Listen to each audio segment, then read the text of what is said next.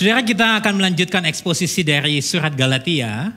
Hari ini kita sudah sampai di week yang ke-21 dan hari ini saudara kita akan sama-sama merenungkan satu tema yaitu Gospel Centered Faith. Nah, saya akan mengajak saudara membaca di dalam surat Galatia pasal yang kelima. Ayat yang kelima sampai ayat yang ke-12 dan kita akan baca secara bergantian. Saya akan mulai terlebih dahulu, setelah itu kemudian kita bersama-sama.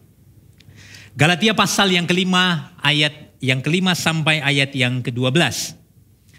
Sebab oleh roh dan karena iman, kita menantikan kebenaran yang kita harapkan. Sebab bagi orang ada di dalam Kristus Yesus, hal bersunat atau tidak bersunat, tidak mempunyai sesuatu arti. Hanya iman yang bekerja oleh kasih. Dahulu kamu berlomba dengan baik. Siapakah yang menghalang-halangi kamu? Sehingga kamu tidak menuruti kebenaran lagi. Ajakan untuk tidak menurutinya lagi bukan datang dari Dia yang memanggil kamu. Sedikit lagi sudah mengkamirkan seluruh adonan. Dalam Tuhan, aku yakin tentang kamu bahwa kamu tidak mempunyai pendirian lain daripada pendirian ini. Tetapi barang siapa yang mengacaukan kamu, ia akan menanggung hukuman siapapun juga dia. Dan lagi aku ini, saudara-saudara, jikalau aku masih memberitakan sunat, mengapakah aku masih dianiaya juga? Sebab kalau demikian, salib bukan batu sandungan lagi. Baiklah mereka yang menghasut kamu, itu mengebirikan saja dirinya. Demikian jauh pembacaan firman Tuhan kita hari ini. Yang berbahagia ialah kita yang membaca, yang merenungkan, dan yang dimampukan untuk melakukan kebenaran ini di dalam kehidupan kita sehari-hari. Amin. Saudara, kalau kita membaca surat Galatia, kalau saudara mengikuti surat Galatia, perenungan-perenungan kita, saudara ngerasa nggak sih ada dua tegangan, ada dua tension yang kemudian seringkali kita angkat. Ketegangan itu adalah ketegangan waktu kita berbicara tentang iman dan perbuatan, waktu kita bicara tentang Injil dan Taurat. Saudara, ketegangan ini akan selalu terjadi di dalam kehidupan kita kalau kita mau berbicara secara jujur di dalam diri kita masing-masing. Soalnya di dalam bahasa lain, ketegangan yang terjadi ini adalah ketegangan antara kita memakai lensa Injil, kita melihatnya dengan kacamata kasih karunia, dan kita melihatnya di dalam lensa Taurat, lensa pertukaran jasa. Saudara, saya kasih contoh, saudara. Kacamata ini, saudara, seringkali atau ketegangan ini seringkali terjadi di dalam keseharian kita. Saudara, beberapa waktu yang lalu saya punya kesempatan liburan bersama dengan istri ke satu tempat. Waktu kami liburan, saudara, biasanya yang mempersiapkan segala sesuatu termasuk akomodasi, transportasi dan sebagainya biasanya saya yang ngaturin. Waktu saya beli akomodasi, tiket kamar hotel dan sebagainya, semua sudah beres dan kemudian kita pergilah ke tempat itu. Setelah kita pergi, saudara, sampai di tempat penginapan kita yang pertama, saudara, nggak ada masalah di sana, semuanya baik. Lalu kemudian hari yang kedua kami pindah tempat tinggal. Waktu kami pindah, saudara, kami sampai di hotel itu kira-kira jam 9, jam 10 malam. Karena seharian kami di luar. Lalu waktu sampai di sana, kemudian saya memperlihatkan kemudian tiket yang saya sudah beli untuk mendapatkan kamar yang sudah kami pesan. Waktu sampai di resepsionis, saudara, kemudian saya harus menunggu cukup lama karena kira-kira 15 menit resepsionis itu enggak lagi nyari dan saya sudah mulai menduga ini apa ini yang terjadi. Pasti ada sesuatu yang enggak beres. Saya lihat di belakang saya sudah ada 2-3 orang yang menunggu dan mulai gelisah karena saya cukup lama dengan resepsionis itu. Lalu kemudian resepsionis itu bilang begini sama saya, "Pak, minta maaf banget, Pak. Malam ini kamar yang Bapak pesan itu sudah habis. Kami akan upgrade kamar Bapak, tapi Pak," dia bilang begini, "tapi Pak, nanti ranjangnya pisah ya Pak." Ya, saudara, mulai kebayang ya situasinya. Saudara, waktu dia ngomong kayak begitu, satu sisi saya bersyukur, kamarnya di-upgrade, tapi ranjangnya dipisah. Dalam hati saya, "Pak, kami sudah menikah, bukan sedang pacaran, Pak." Lalu dia bilang, "Kalau Bapak misalnya tidak mau ranjangnya dipisah, kita bisa satuin, Pak, 2 ranjang ini jadi 1. Lalu saya bilang, "Pak, Bapak pernah nggak tidur di tengah-tengah lalu badan Bapak itu bisa nyelungsup ke dalam. Dia diem, lalu saya bilang, saya pokoknya enggak mau. Mulai ngotot nih saudara. Ya, saya bilang, saya enggak mau. Saya mau kamar yang saya sudah pesan seperti yang saya inginkan. Tidak lama saudara dia masuk ke back office-nya, lalu kemudian manajernya keluar dan lalu dia kasih pengertian lagi sama saya. Pak, mohon maaf Pak. Kamar yang Bapak pesan sudah tidak ada. Hanya ini yang tersedia. Please Pak, 1 malam aja. 2-3 malam ke depannya kita akan upgrade kamar Bapak, kita kasih tempat tidur yang Bapak mau. Saudara, untung dia nggak tahu kalau saya hamba Tuhan, saudara, jadi saya bisa dengan bebas untuk bernegosiasi, bahkan ngotot. Saya bilang pokoknya saya tidak mau. Malam ini saya pengen tidur sesuai dengan apa yang saya sudah pesan. So mereka kelabakan, lalu dia bilang begini, Pak boleh pinggir sebentar enggak Pak? Saya layani Bapak di meja yang satunya. Biar customer yang lain bisa ikut bernegosiasi dengan kami. Jadi saya pindah saudara, lalu kemudian singkat cerita 15 menit kemudian gak ada solusinya. Istri saya sudah lihat dari belakang, dia bilang, kenapa sih? Kenapa sih? Saudara, saya ngotot sampai akhirnya saudara. Kemudian manajernya itu give up, menyerah, lalu dibilang begini, Pak, bisa tunggu sebentar lagi Pak? Kita siapkan kamarnya untuk Bapak. Kasurnya enggak twin kan? Saya tanya lagi, enggak Pak, ini kasur king size untuk Bapak. Senang saudara, puji Tuhan. Tapi saya mesti nunggu kira-kira setengah jam lagi karena dia mesti beresin kamar itu. Lalu istri saya bilang, oke, kita sudah dapat kamar yang kita pengen, ya. Kasurnya nggak dipisah, kita jadi satu ranjang. Saya seolah-olah habis menang perang dengan resepsionis di hotel itu. Saudara, tapi waktu saya sampai di kamar, saudara, lalu kemudian ada sesuatu yang perlu diperbaiki karena saya nggak ngerti gimana cara mengoperasikan remote AC-nya. Lalu saya bilang begini sama istri saya, kamu yang telepon resepsionis ya? Soalnya gak enak, tadi aku habis ngamuk-ngamuk sama dia. Lihat ya, muncul ada perasaan gak enak. Kenapa? Karena habis ngotot-ngototan. Lalu saya bilang, nanti kalau kita ke parkiran, jangan lewat lobi, kita cari akses yang lain. Nah celakanya saudara, keesokan hari ada sahabat yang ngirimin barang. Lalu saya bilang begini, nanti kamu yang ambil ya. Jangan saya, nanti gak enak sama resepsionis yang kemarin itu. Lihat ya saudara, ada perasaan yang kemudian mulai tidak enak. Nah, waktu saya mempersiapkan khotbah ini saudara, tiba-tiba Roh Kudus itu mengingatkan saya tentang kejadian itu. Dan ada satu pertanyaan yang menggelitik di dalam hati saya. Dan berkata begini, Nat, kamu kok waktu itu kok bisa ngotot banget sih? Di dalam diri saya mulai begini saudara. Loh enggak, saya ngotot itu karena dia nipu-nipu. Ada kok kamarnya, buktinya ada. Loh kenapa? Kenapa dia nggak kasih aja? Apakah kemudian karena saya beli tiket kamar yang promo lalu dia bisa seperti itu? Mulai bernegosiasi saudara. Tapi waktu saya kemudian merenungkan lagi, saya diingatkan begini, Nat, kalau kamu bisa bayar tiket hotel itu, kamu bisa bayar itu karena apa sih? Punya duit? Oke. Emang kamu pikir itu duitnya kamu? Lihat ya, ya juga ya. Itu kan anugerah Tuhan ya untuk kita kelola dengan baik. Tapi kenapa sih kamu itu sampai sengotot itu? Jawabannya karena seringkali di dalam hati saya ada sebuah mentalitas pertukaran jasa. Saya udah kasih, saya udah bayar, saya berhak dapat sesuatu yang sudah saya bayarkan. Kalau mau jujur ini mungkin juga seringkali terjadi sama kita. Kita masuk ke restoran, bintang 5 misalnya, kita masuk ke restoran bintang 5, kita bayar mahal, lalu kita nggak dapat treatment yang baik. Apa yang biasanya terjadi? Mangkel ya. Udah bayar mahal-mahal, masa kayak begini servisnya? Saudara, acap kali kalau kita mau jujur di dalam kehidupan kita sebagai orang percaya, bahkan yang sudah dengar Injil, ada ketegangan itu terjadi.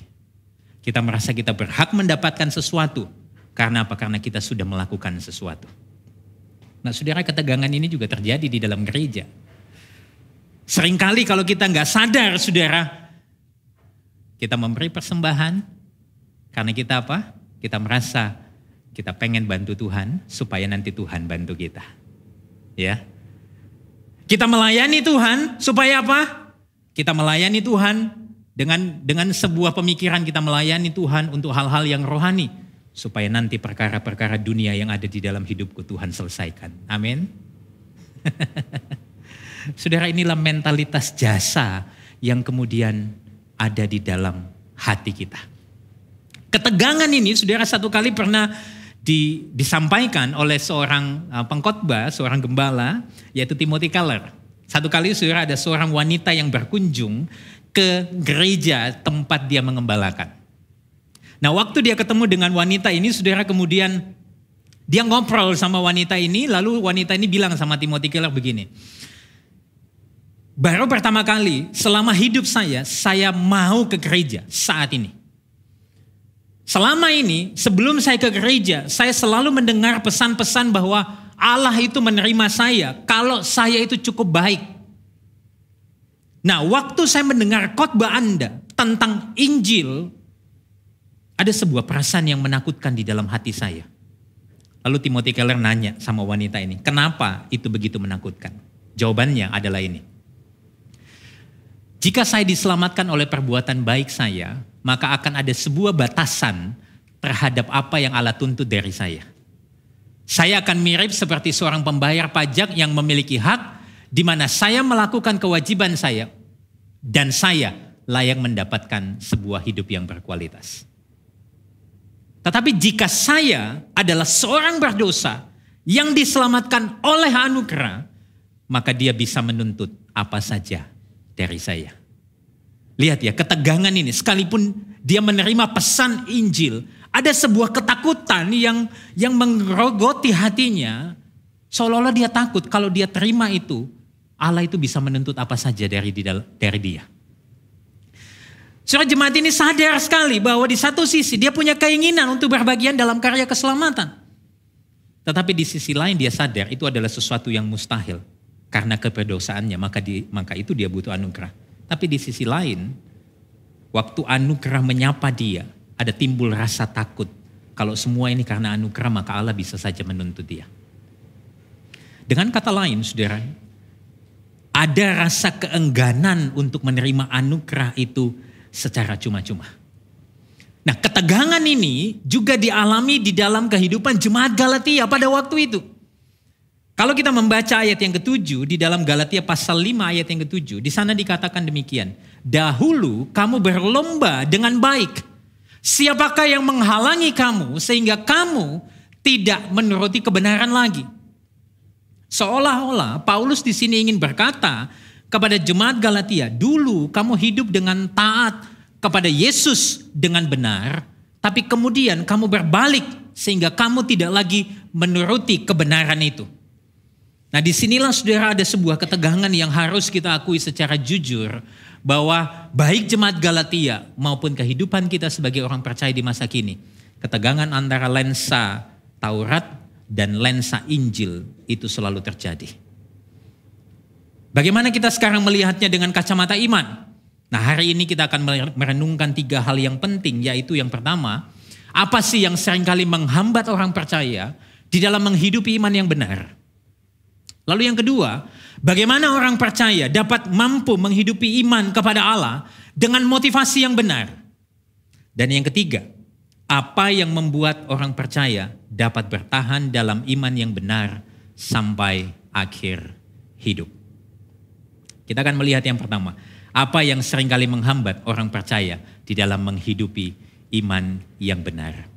Kita kembali lagi di dalam bacaan kita, Galatia 5 ayat yang ke-8. Kita baca bersama bagian ini. Ajakan untuk tidak menurutinya lagi bukan datang dari Dia yang memanggil kamu. Paulus mengingatkan kepada jemaat Galatia bahwa ajakan untuk mengikuti yang lain itu bukan datang dari Dia yang memanggil kamu. Karena yang memanggil mereka panggilannya bukan dengan panggilan hukum Taurat, tapi panggilan kasih karunia. Coba kita bandingkan dengan Galatia 1 ayat 6 dan 7. Di sana dikatakan demikian. Aku heran bahwa kamu begitu lekas berbalik pada Dia yang oleh kasih karunia Kristus telah memanggil kamu dan mengikuti suatu Injil yang lain yang sebenarnya bukan Injil. Hanya ada orang yang mengacaukan kamu dan yang bermaksud untuk memutar balikan Injil Kristus. Dengan kata lain, Paulus kembali mengingatkan kepada jemaat di Galatia bahwa panggilan Allah bagi mereka adalah panggilan kasih karunia. Waktu bicara tentang keselamatan, Paulus sekali lagi mengingatkan kepada mereka, kalau kamu bisa diselamatkan, itu semata-mata karena kasih karunia. Bukan karena perbuatan baikmu. Bukan karena tentang persoalan sunat. Ini khotbah 2 minggu lalu oleh Pastor Tiff. Dia berbicara tentang sunat. Itulah sebabnya saya ingin kembali mengingatkan kita. Paulus seolah-olah ingin berkata demikian. Keselamatan itu adalah kasih karunia plus nothing. Keselamatan kita itu semata-mata karena kasih karunia. Tidak ada satu perbuatan baik kita pun yang dapat kita lakukan yang kemudian membuat kita semakin diterima Allah. Atau tidak ada satu hal buruk pun yang kita lakukan yang membuat kita ditolak oleh Allah. Oleh karena apa? Semata-mata karena kasih karunia. Nah, inilah yang membedakan apa yang diajarkan oleh kaum Judaizer kepada jemaat-jemaat di Galatia pada waktu itu. Waktu Paulus menuliskan suratnya ini, Paulus sebetulnya ingin mengatakan dengan tegas, kalau ada sesuatu yang ditambahkan kepada karya keselamatan yang adalah anugerah, maka itu bukan lagi anugerah. Dalam pernyataan yang lain, saudara, saya ingin mengatakan demikian, penambahan apapun untuk karya keselamatan yang telah selesai dikerjakan oleh Kristus adalah penyesatan. Saudara, kalau boleh saya kasih contoh, saudara, ambillah contoh botol air minum ini, saudara. Misalnya saya lagi ngobrol-ngobrol dengan saudara, lalu saya buka botol ini, saudara. Sambil saya ngobrol dengan saudara, tiba-tiba air liur saya jatuh di sini. Satu tetes saja, sedikit, tik. Lalu saya tutup lagi, saudara, lalu kemudian saya bilang gini, kamu haus ya? Minum Ki? Kira-kira saudara mau minum enggak? Mau minum enggak? Mungkin istri saya juga, tadi selesai khotbah yang pertama, saudara, istri saya bilang begini, jijik ah, kamu jangan cerita itu ah. Nanti botol-botol gitu aku enggak mau minum lagi ah. Lihat ya, even istri saya aja juga merasa jijik kalau satu tetes air liur saya jatuh di sini. Sama halnya, kalau kita menambahkan sesuatu, sekecil apapun itu, pada karya keselamatan Kristus yang sudah selesai, itu adalah penyesatan. Paulus lebih lanjut, saudara, mengatakan begini, sedikit lagi sudah mengkamirkan seluruh adonan. Lihat ya, Paulus sangat brilian sekali. Waktu dia menjelaskan tentang iman, tentang sunat, dia berbicara tentang kita itu dahulu sudah berlomba. Ada ilustrasi olahraga yang kemudian dia pakai. Tapi kali ini dia pakai ilustrasi tentang apa? Tentang roti. Olahraga ini untuk yang pria, kira-kira kalau roti ini untuk ibu-ibu. Ya, untuk wanita. Pasti ngerti lah. Kalau sedikit saja ragi, sudah mengkamirkan adonan itu. Artinya, sedikit kesalahan atau perbuatan baik kita yang kita tambahkan pada karya keselamatan Yesus yang sudah selesai. Itu adalah kekeliruan. Nah, Martin Luther, saudara, di dalam tulisannya dia mengatakan sebuah kalimat demikian. Dalam teologi, satu kesalahan kecil meruntuhkan seluruh pengajaran. Satu kesalahan kecil di dalam teologi itu meruntuhkan seluruh pengajaran. Dan seringkali saya menjumpai pengajaran-pengajaran yang sesat itu awalnya tidak terdengar salah. Awalnya baik-baik saja. Awalnya oke. Tapi kalau kita mau telusuri, pada esensinya mereka menyerang dasar-dasar kebenaran Injil. Saya kasih contoh, saudara. Ada 3 contoh. Sebetulnya ada banyak contoh yang lain, tapi saya ambil 3 contoh saja. Misalnya, ada yang menyebut Injil agamawi. Saudara mungkin pernah dengar khotbah-khotbah yang seperti ini. Saudara harus melakukan ini dan itu untuk Tuhan. Saudara harus terlibat dalam pelayanan gereja dan melayani gereja setiap hari. Supaya Tuhan itu mengasihi saudara. Seolah-olah gak ada yang masalah ya. Saudara harus melakukan ini dan melakukan itu. Supaya saudara diberkati oleh Tuhan. Supaya saudara diterima oleh Tuhan. Seolah-olah hal-hal yang seperti ini terkesan oke.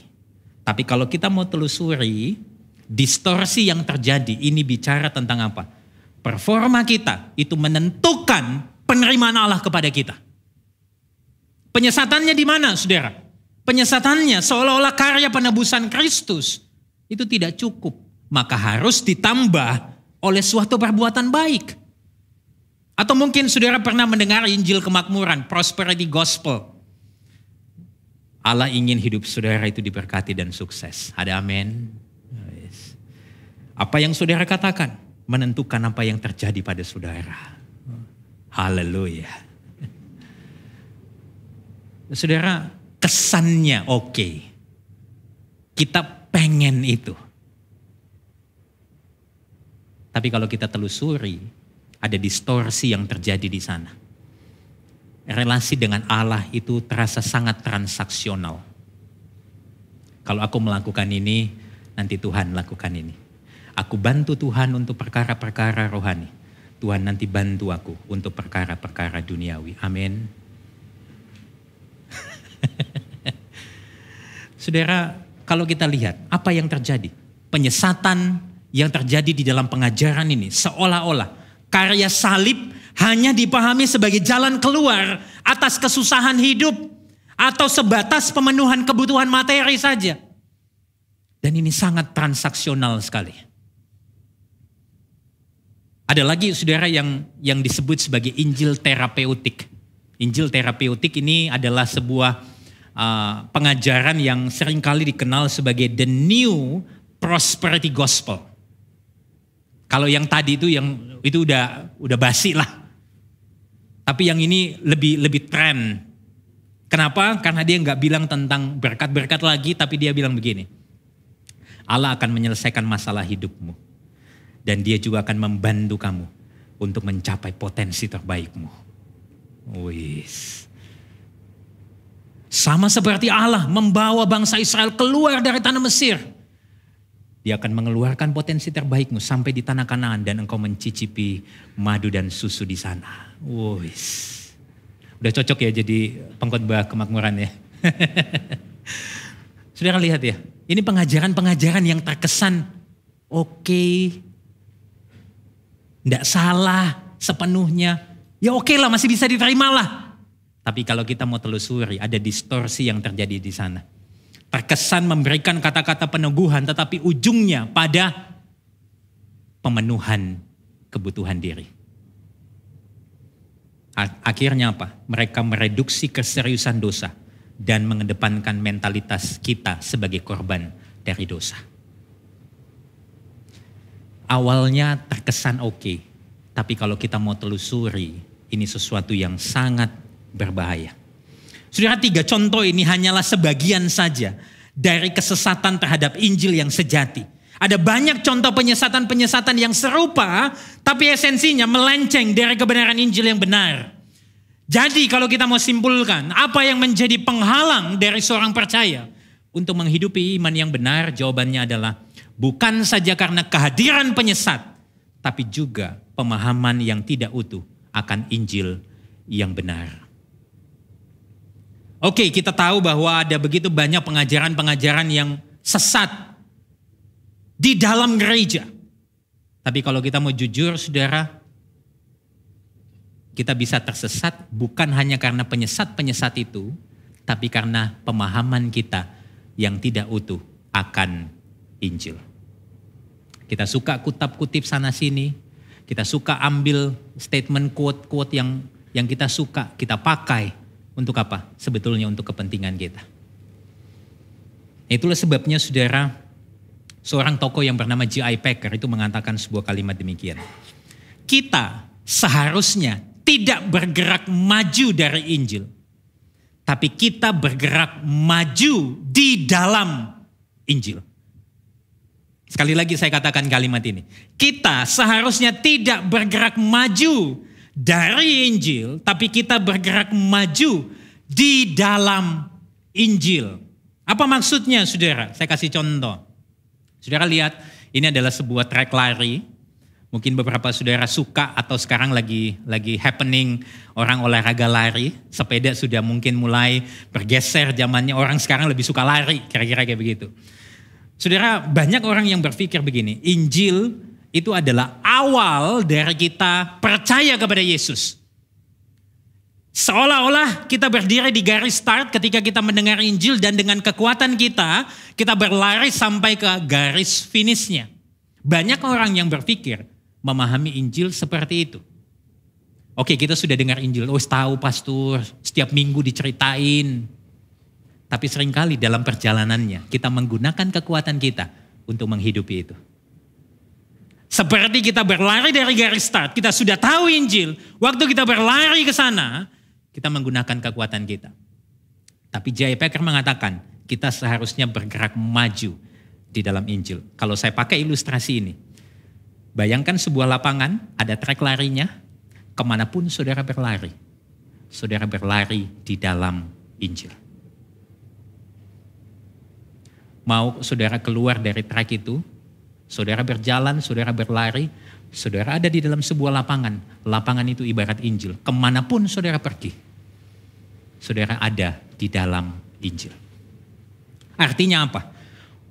Waktu saudara keluar dari gereja ini, bukan seolah-olah saudara sedang keluar dari garis start, berlari ke garis finish.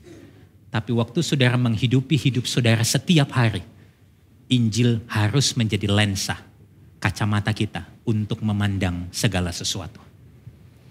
Sehingga waktu kita menghidupi iman kita perlu melihatnya dengan lensa Injil. Apa yang membuat kita gagal bukan karena penyesat aja, tapi karena apa? Kita tidak memahami Injil dengan utuh. Itulah sebabnya kita perlu dengar Injil setiap hari. Matt Chandler pernah berkata, privilege yang terbaik yang kita punya sebagai orang percaya adalah kita selalu mendengar Injil. Setiap hari. Ini yang pertama, saudara. Yang kedua, bagaimana orang percaya mampu menghidupi iman kepada Allah dengan motivasi yang benar. Banyak kali saudara saya menjumpai mereka berkata bahwa oke, pastor, aku sudah tahu secara pengetahuan, aku sudah tahu teorinya seperti apa. Tapi acap kali kita gagal menghidupinya. Acap kali kemudian seperti yang saya alami ketika saya berhadapan dengan resepsionis itu. Saya tahu tentang kasih karunia. Nat, kenapa sih kamu enggak kasih karunia aja? Oke, saya akan ambil tempat ini, saya akan tidur di situ satu malam. It's okay kok.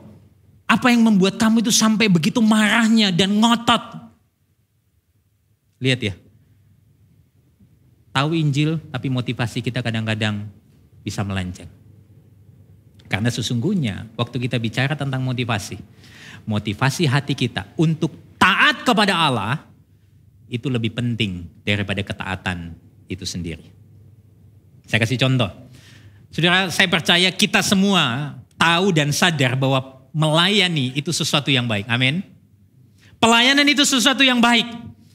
Tapi yang lebih mendasar daripada pelayanan itu sendiri adalah motivasi kita untuk melayani, bukan?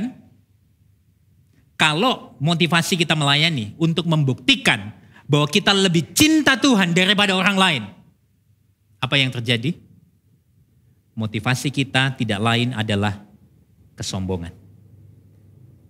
Yang kita pengen kasih tahu, aku ini lebih baik dari kamu. Makanya aku melayani. Kadang-kadang kan bisa banget tuh itu terjadi. Ini jemaat-jemaat ini gak pelayanan. Kurang dengar Injil mereka ini, pastor. Mesti dikotbahin lagi. Aku sudah mati-matian ini pastor melayani. Lihat ya. Hal-hal yang seperti ini kemudian menjadi sebuah bukti bahwa motivasi kita, motivasi hati kita jauh lebih penting daripada ketaatan itu sendiri.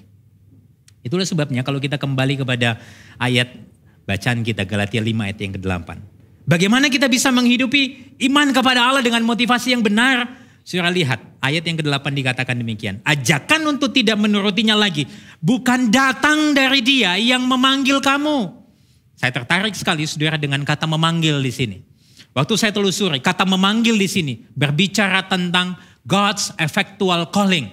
Anugerah Allah, panggilan Allah yang efektif. Panggilan Allah yang begitu kuat sehingga kita nggak bisa nolak itu. Saya kasih contoh saudara, ini contoh mungkin yang paling tepat yang bisa kita pakai untuk memahami tentang panggilan efektif Allah. Saya mengajak kita membaca Injil Yohanes pasal yang ke-11 ayat 39 sampai 44. Ini kisah tentang Lazarus yang sudah mati. Lazarus adalah saudara dari Maria dan Marta yang kemudian dibangkitkan. Nah, mari kita membaca secara bertanggapan. Saya mulai terlebih dahulu. Yohanes pasal 11 ayat 29 sampai 44. Kata Yesus, "Angkat batu itu." Marta, saudara orang yang meninggal itu berkata kepadanya, "Tuhan, ia sudah berbau, sebab sudah 4 hari ia mati." Jawab Yesus, "Bukankah sudah kukatakan kepadamu, jikalau engkau percaya, engkau akan melihat kemuliaan Allah." Maka mereka mengangkat batu itu. Lalu Yesus menengadah ke atas dan berkata, "Bapa, aku mengucap syukur kepadamu, karena engkau telah mendengarkan aku." Ayat 42. "Aku tahu bahwa engkau selalu mendengarkan aku. Tetapi oleh karena orang banyak yang berdiri di sini mengelilingi aku mengatakannya supaya mereka percaya bahwa engkaulah yang mengutus aku." Ayat 43. "Dan sesudah berkata demikian," perhatikan ini, "berserulah ia dengan suara keras." Seolah-olah ingin menekankan tentang panggilan Allah yang begitu keras dan kuat. Dan dia berkata, "Lazarus, marilah keluar." Ayat 44. Orang yang telah mati itu datang keluar. Kaki dan tangannya masih terikat dengan kain kapan dan mukanya tertutup dengan kain peluh. Kata Yesus kepada mereka, "Bukalah kain-kain itu dan biarkan ia pergi." Saudara, God's effectual calling ini terjadi di dalam kisah ini. Apa yang terjadi pada Lazarus secara fisik itu menyatakan kondisi rohani manusia di hadapan Allah. Kita mati karena pelanggaran dan dosa kita. Kita nggak punya pengharapan. Kita tidak berdaya. Dalam kondisi rohani yang sedemikian, dikatakan apa? Mayat Lazarus itu sangat bau sebab 4 hari lamanya. Kalau mau jujur saudara, dosa kita di hadapan Allah itu adalah sesuatu yang sangat menjijikkan. Bahkan kebusukan kita itu bahkan menusuk hidung Allah. Tetapi dengan kuasanya, Yesus memanggil Lazarus apa? Dengan suara keras. Maka bangkitlah dia dan kemudian dia mendapat kehidupan yang baru. Saudara, inilah God's effectual calling. Ketika orang-orang di Galatia, Paulus mengatakan ajakan untuk kembali itu bukan dari Dia yang memanggil kamu. Panggilan Allah sesungguhnya efektif kepada setiap umat pilihannya. Sangat efektif. Artinya apa saudara? Sebetulnya kalau kita mau berbicara tentang panggilan efektif Allah, Yesus itu memanggil kita ini yang mati rohani. Dia memberikan kita hidup yang baru. Dia menghancurkan hati kita yang keras dan menggantikan dengan hati yang lembut. Dia menerangi akal budi kita, membaharui kehendak kita dan menarik kita datang kepadanya dengan sukacita dan rela hati. Saudara, inilah panggilan yang efektif dari Allah kepada kita umatnya. Dan panggilan yang efektif ini saudara dijamin oleh siapa? Oleh Allah sendiri. Waktu dia panggil kita umatnya. Dia menjamin juga hidup kita. Ini jelas sekali terlihat di dalam Galatia pasal yang ke-5 ayat yang ke-5. Di sana dikatakan demikian. Sebab oleh roh dan karena iman kita menantikan kebenaran yang kita harapkan. Tidak dikatakan karena imanmu maka roh itu bekerja. Dikatakan dengan jelas sebab oleh roh. Artinya apa? Yang menjamin adalah roh. Roh Kudus. Allah, pribadi Allah yang ketiga. Yang menjamin kehidupan kita. Jadi dengan demikian, apa sih yang menjamin waktu kita hidup di hadapan Allah? Kita bisa punya motivasi yang benar? Jawabannya ialah karena Allah Roh Kudus itu menjamin. Sehingga kita mampu untuk menghidupi iman kepada Allah dengan motivasi yang benar. Jaminannya tidak ada pada kita. Jaminannya di luar diri kita. Dan sekarang ini dia tinggal di dalam diri kita. Yaitu Roh Kudus. Dia menjamin kita. Sehingga apa? Waktu kita melakukan sebuah kebaikan. Lalu kita berkata, puji Tuhan. Saya percaya itu bukan karena karakter kita. Tetapi karena kekuatan Roh Kudus yang memampukan kita. Tapi waktu kita gagal, saudara. Lalu kemudian kita tidak kuat lagi. Kita dibangkitkan. Bukan karena kita mendengar kata-kata motivasi. Tapi karena apa? Allah Roh Kudus yang berdiam dalam hidup kita. Yang menjamin kita. Sehingga kita dimampukan untuk kembali hidup seturut dengan kebenaran firman Tuhan. Allah Roh Kudus menjamin kita. Satu kali saudara Chandler di dalam sebuah buku dia mengatakan demikian. Kuasa Injil bukan terletak pada penyajian pengkhotbah atau kehebatan pembicara. Meski Roh Kudus memang memampukan dan menggunakan hal itu. Tapi kuasa dalam Injil adalah penerapan karya penyelamatan Yesus Kristus oleh Roh Kudus kepada hati orang yang mendengarnya. Kalau hari ini saudara bisa bertobat, bukan karena saya, bukan karena siapapun yang berbicara di tempat ini. Tapi itu karena Roh Kudus yang ada di dalam hati saudara, yang tinggal berdiam dan yang menjamin hidup kita di dalam iman yang benar kepada Allah. Yang ketiga saudara, apa sih yang membuat orang percaya itu dapat bertahan dalam iman yang benar sampai akhir hidupnya? Mari kita lihat kembali Galatia pasal yang ke-5 ayat yang ke-11. Kita baca bersama-sama bagian ini. Galatia 5 ayat yang ke-11, 2-3. Dan lagi aku ini, saudara-saudara, jikalau aku masih memberitakan sunat, mengapakah aku masih dianiaya juga? Sebab kalau demikian, salib bukan batu sandungan lagi. So, waktu Paulus mengungkapkan bagian ini, Paulus membantah tuduhan orang-orang Judaizer itu. Kaum Judaizer ini menuduh Paulus dengan mengatakan bahwa Paulus sendiri itu kok masih mengajarkan sunat kok. Coba kita lihat dalam Kisah Rasul 16 ayat 1-3. Paulus menyuruh Timotius untuk disunatkan. Bukankah Paulus juga sedang mengajarkan sunat? Tapi ketika Paulus, kalau kita melihat konteks Kisah Rasul 16 ayat 1-3. Paulus meminta Timotius untuk disunatkan. Bukan supaya dia diselamatkan. Tetapi sebagai upaya atau strategi penginjilan di kalangan orang-orang Yahudi. Supaya Timotius dapat diterima dan Injil dapat diberitakan semakin luas.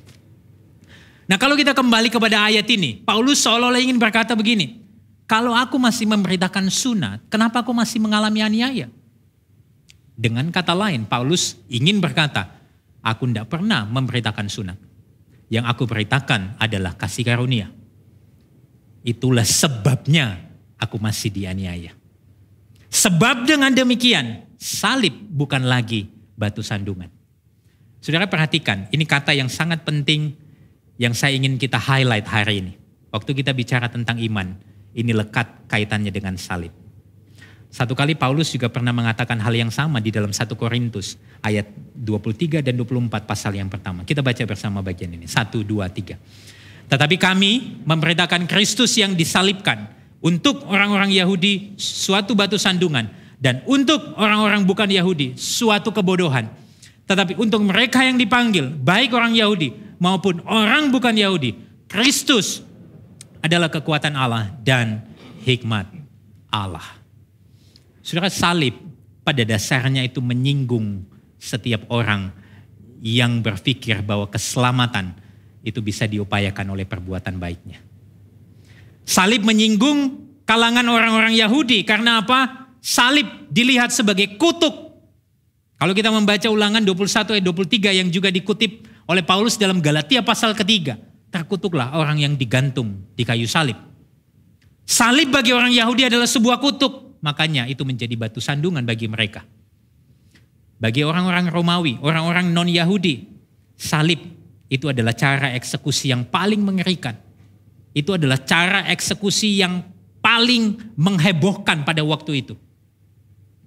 Dan kalau kita menelusuri saudara, waktu Yesus digantung di atas kayu salib, di atas salib tertulis, Yesus, orang Nazaret, raja orang Yahudi.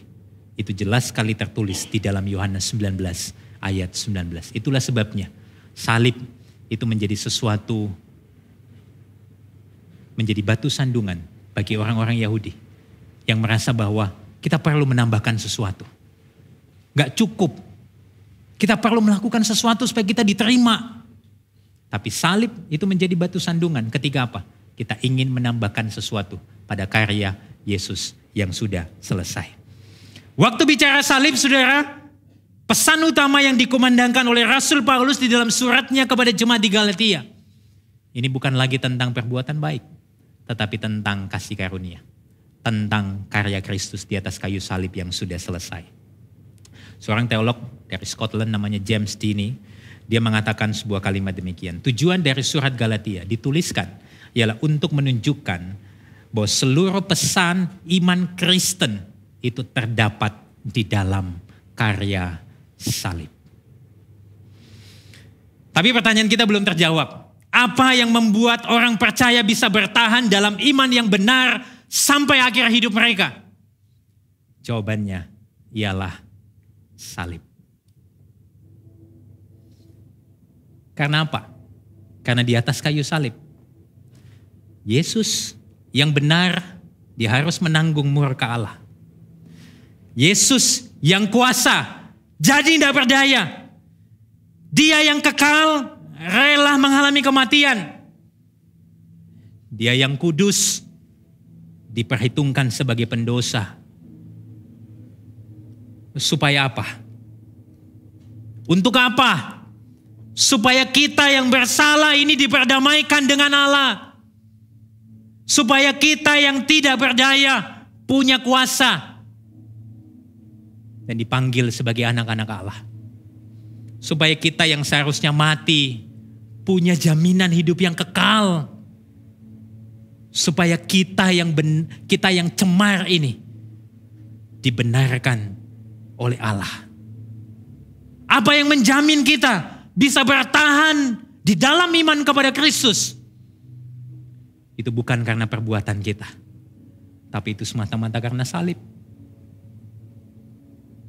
Yesus disalib supaya engkau dan saya gak lagi takut akan kematian kekal, tapi kita punya jaminan kehidupan kekal. Perbuatan baik kita, kegagalan kita untuk taat, tidak menjadi persoalan.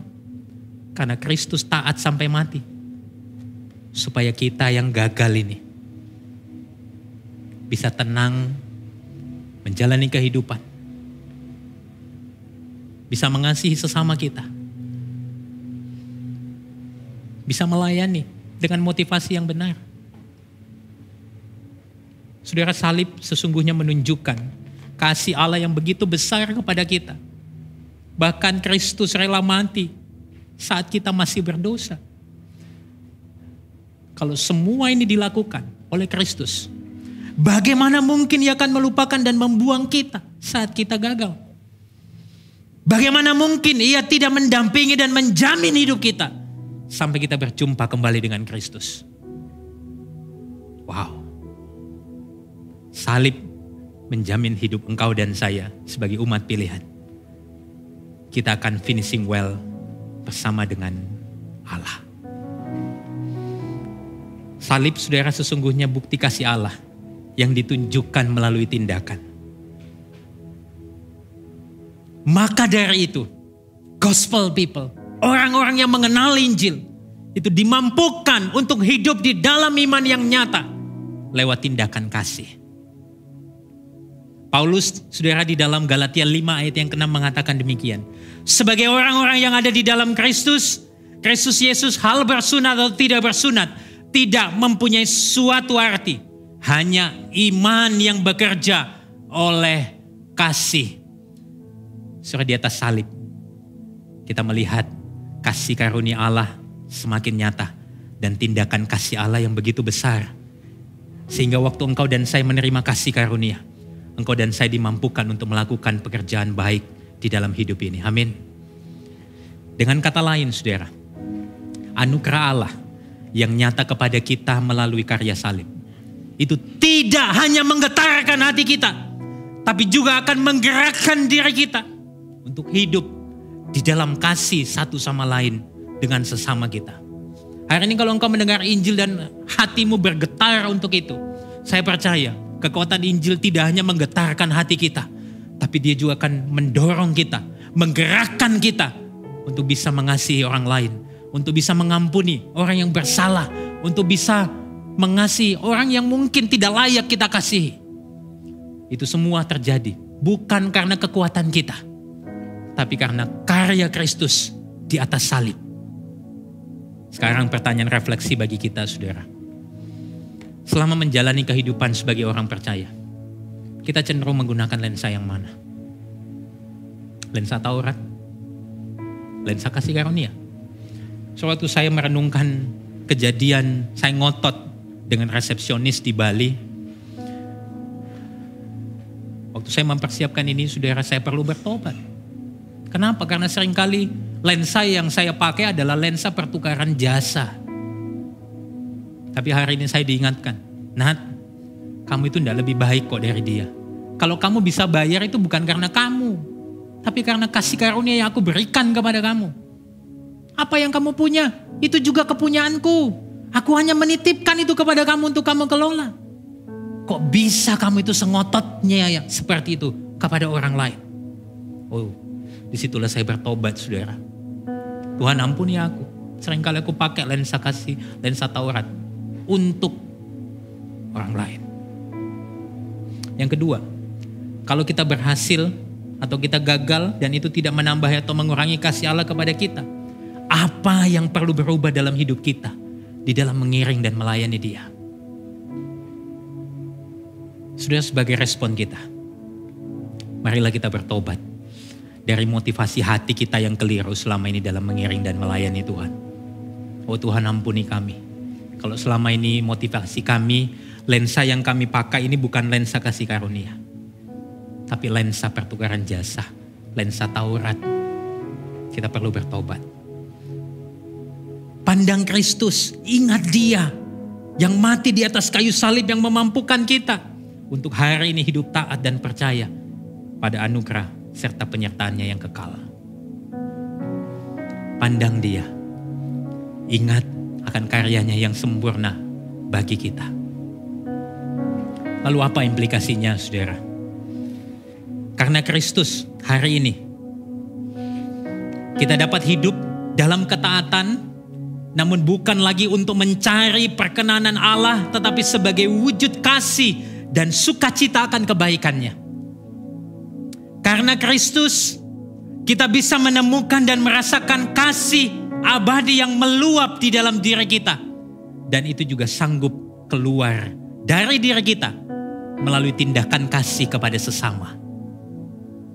Karena Kristus, kita nggak lagi takut tertolak oleh Allah kalau kita gagal hidup taat. Dan kita juga tidak bermegah dalam keberhasilan kita. Melainkan kita tetap bisa rendah hati dan kita bersandar pada anugerahnya. Karena Kristus, hari ini di dalam iman percaya kita kepada Dia, kita bisa percaya dan merasakan pendampingan serta pemeliharaannya yang sempurna sampai kita berjumpa kembali dengan Dia. Karena Kristus, kita bisa hidup di dalam iman yang benar, bukan karena kekuatan kita, tapi karena Dia yang memampukan kita. Allah Roh Kudus yang menjamin kita. Mari kita bersama-sama berdiri. Kita meresponi perenungan firman Tuhan ini.